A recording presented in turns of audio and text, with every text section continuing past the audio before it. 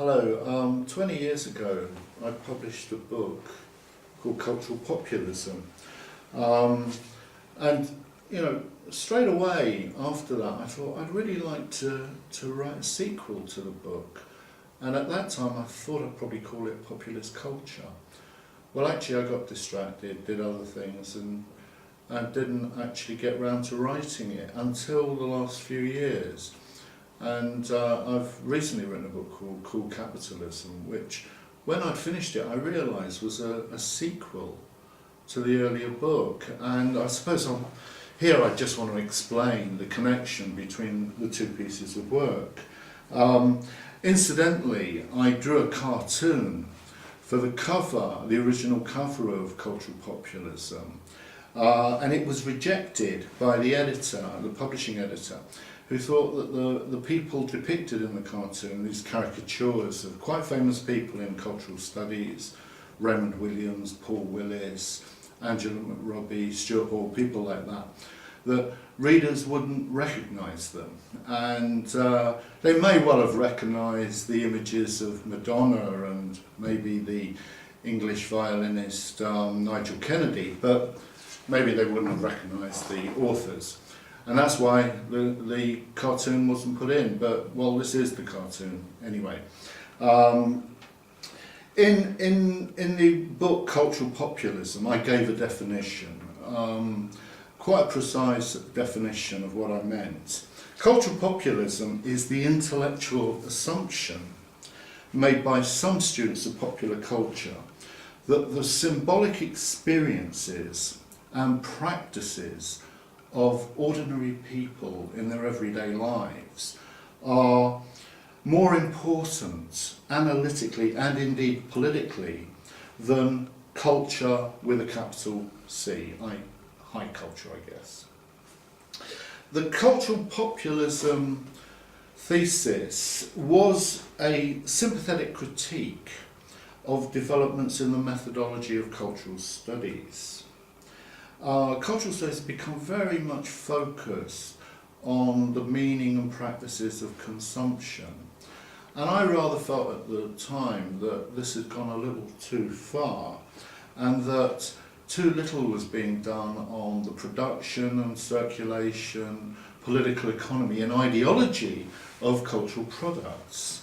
And so that was, while I was very sympathetic to serious study of popular culture, I thought it should be put in a more integrated context, a multi-dimensional context that looked at production as well as consumption. So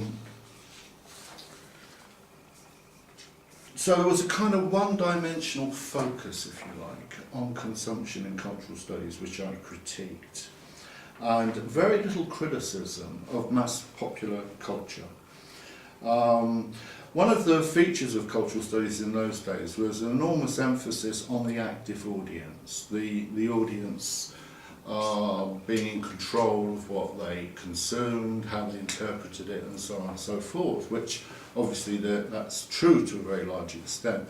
But I also came to the conclusion that this rather was consistent with free market ideology, you know, the ideology of the sovereign consumer who chooses what to buy in the marketplace and all the rest of it, and thereby dictates what is produced. I think that's very exaggerated, and I don't entirely agree with it.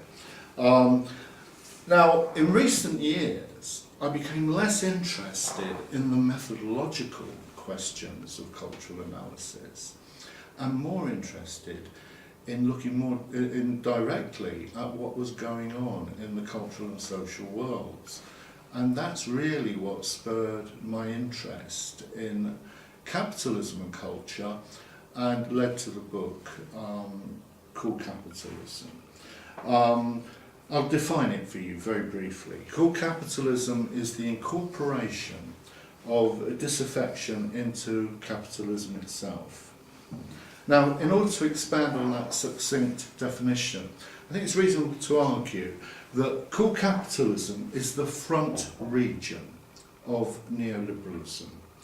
It is seductively tasteful in its appeal to populations at large, both the comparatively affluent and indeed also the aspirant poor. There is, however, a back region, rather like an industrialised kitchen, with dirty secrets that don't meet health and safety standards. This back region is occasionally glimpsed, and in consequence the fare on offer is called into question by troubled voices. Like any good restaurant, the maitre d' must somehow call out the customers who might otherwise take their custom elsewhere. Maybe it's cool to have a filthy kitchen. In any case, you have to smash eggs in order to make an omelette. And sometimes they spill onto the floor where the rats hang out.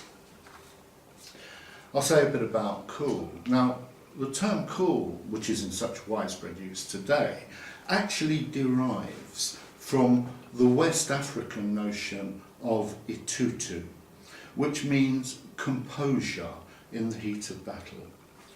Itutu, cool if you like, travelled across the Atlantic with the slaves and came to signify a dignified posture under oppressive conditions and circumstances in the Americas.